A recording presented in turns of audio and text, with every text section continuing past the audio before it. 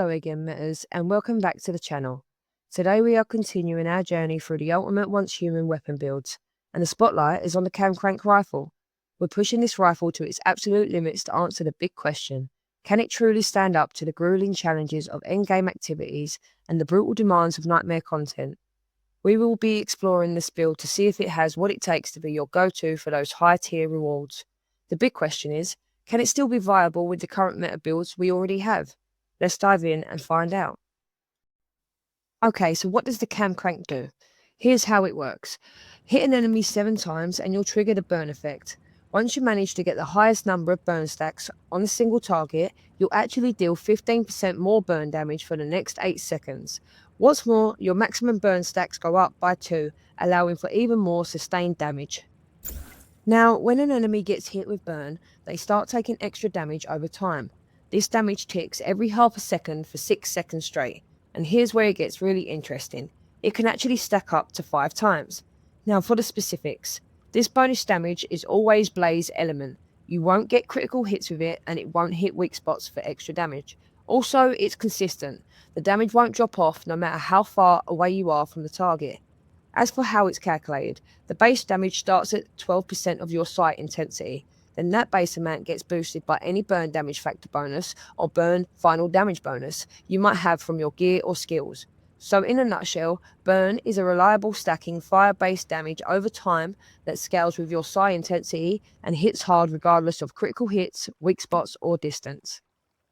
Okay, so normally with the KAM-Crank build, you probably expect us to go with something like a full 4-piece Blackstone set or maybe the 4-piece Shelterer set. And don't get me wrong, those are strong choices. But here on this channel, we love to experiment and push the limits. So instead of the usual, we're taking the KAM-Crank into something a little more mental. We're running a low sanity build. That means we're mixing a 3-piece Treacherous set, which really shines when your sanity is low, with a 2-piece Blackstone set for some extra firepower. And the absolute game changer, the key gear piece that makes this whole high risk, high reward strategy click, it's the BBQ Gloves. These gloves are incredible because they dramatically boost your burn damage. Specifically, their unique perk means your burn damage frequency increases with the number of stacks, all the way up to 100%. That's how we are really going to melt enemies.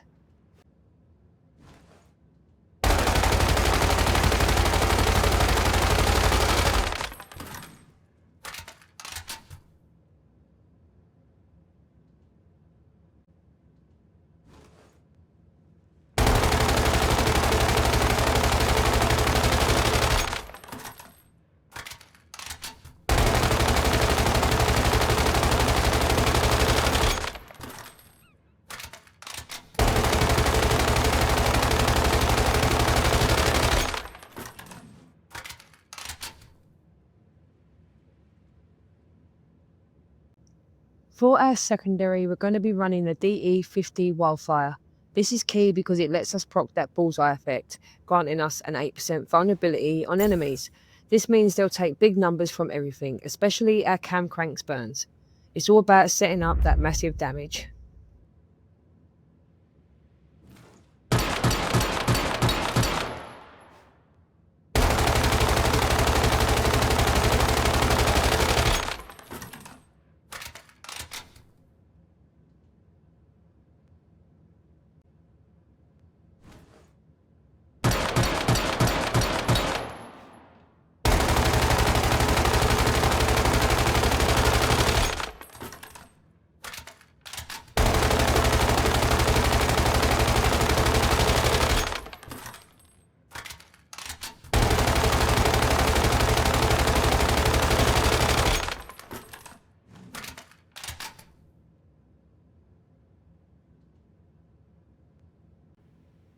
Okay, so let's talk Deviants, because this is arguably the most critical piece of the puzzle for this entire build. Ideally, this setup absolutely shines with the Lunar version of our chosen Deviant. Now, if you don't have the Lunar version, don't sweat it too much. The normal version of this Deviant will still work and give you solid results. But for us, the absolute core of this strategy, the Deviant that makes everything possible, is none other than the Lunar Oracle Pyro Dino. Seriously, without this specific Deviant, this build would simply not exist. The sheer amount of damage this Pyro brings to the table has a massive game-changing impact on our final damage output, and is what truly pushes our numbers into the endgame territory.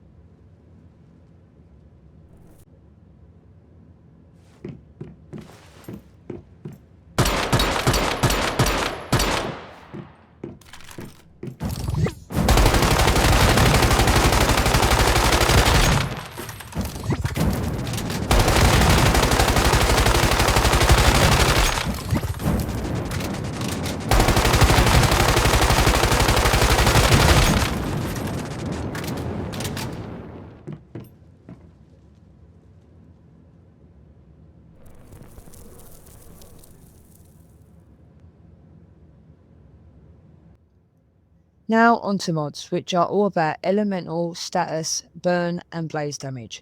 For our KAM-Crank, we are going to be taking Flame Resonance, the burn variant. Even though we lose 20% burn duration, we gain a crucial +2 to our burn stack limit, because that's what we're hunting for, the blaze and burn damage. On our secondary, the DE50 Wildfire, we're going to be taking the vulnerability amplifier with the bullseye variant. This immediately gives us a +8% vulnerability as a base stat. We're then focusing on bullseye duration to keep that vulnerability lasting longer. Okay, so for the first piece of our Blackstone set, we're going to be taking the helmet and taking Deviation Expert, the Lunar variant. We'll lose 25% range here, but we gain 20% status damage, which is exactly what we want. Once again, we're prioritising elemental and status damage. The second and final piece of our Blackstone set is the Blackstone Mask, where we are going to be taking Blaze Amplifier, the burn variant, primarily for the +3% sight intensity, which directly boosts our burn and blaze damage. Starting our 3-piece Treacherous set with the chest, we're taking Ardent Shield, the Lunar variant. This is our safety net due to our low sanity build, and we're going for elemental and status damage on it. Our second Treacherous piece is the legs, where we're taking Elemental Resonance with the Talents variant, once again to stack up elemental and status damage. And the last piece of our Treacherous set will be filled by the Treacherous Shoes, where we're going to be taking Rush Hour with another Talents variant for even more elemental and status damage. Finally, our key gear, the BBQ Gloves. Here we're going to be taking Status Enhancement to gain that +20% status damage as a base effect, and then adding even more elemental and status damage through its rolls. As for our calibrations, on our KAM-Crank we're going to be taking Rapid Shot Style with double elemental damage, and with our DE50 Wildfire we're going to be taking Rapid Shot double weak spot damage.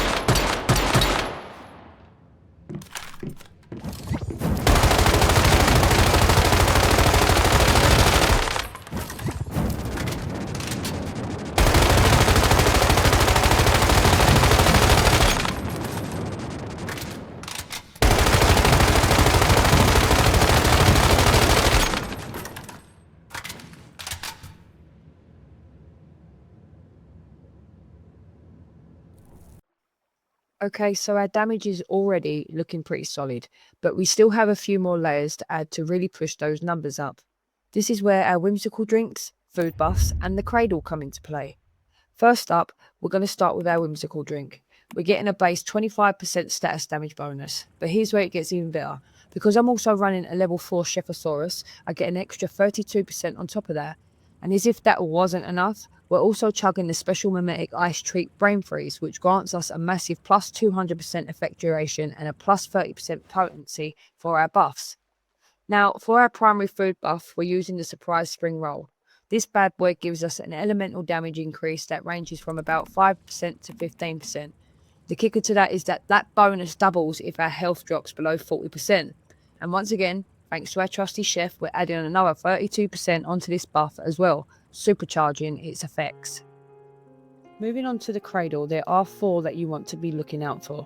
They are Tactical Combo, weapon damage +15% for 4 seconds after switching weapons or reloading.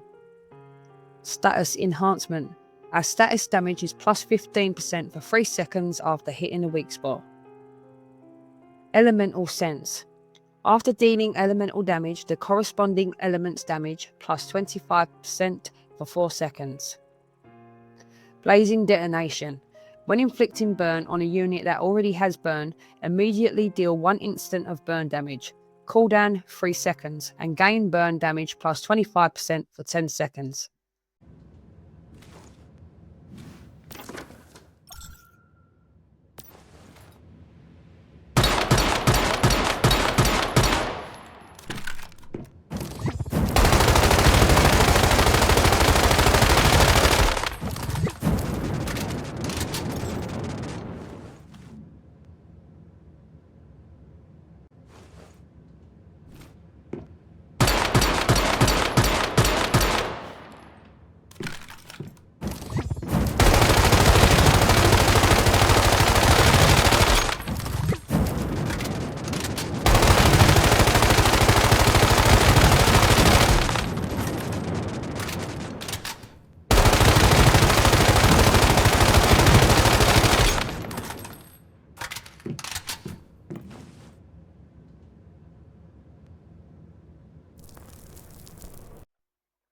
And finally, to round out this powerful build, we bring in the deadly combo of the Kukuri knife and the ice cubes. When you're using the Kukuri knife, landing a heavy strike to defeat an enemy does two amazing things. It instantly gives you a 20% boost to your psi intensity, directly fueling all that burn damage, and it also restores your health by a massive 200% of that psi intensity, keeping you in the fire.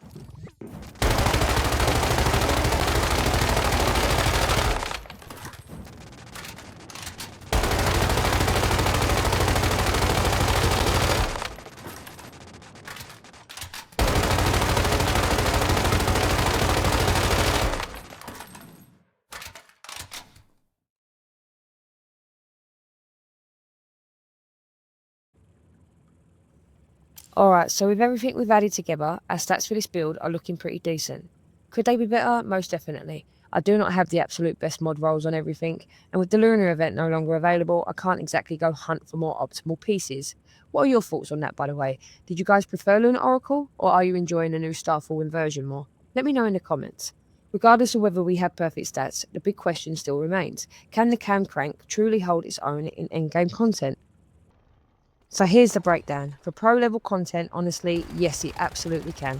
It makes those runs feel very easy. This gun, especially with this build, is nothing short of amazing. It performs incredibly well.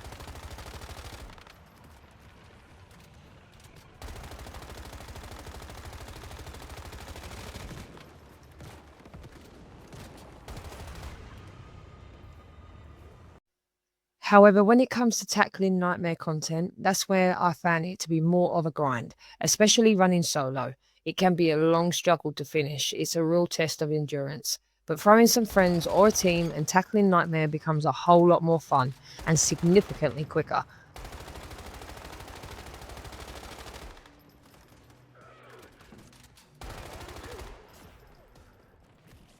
And with that matters, that wraps up our deep dive into the KAM-Crank rifle build for Once Human. If you found this video helpful, make sure to hit that like button and subscribe for more build guides and Once Human content. What weapons should I tackle next? Let me know down in the comments below. Thanks for watching, and I'll catch you in the next one.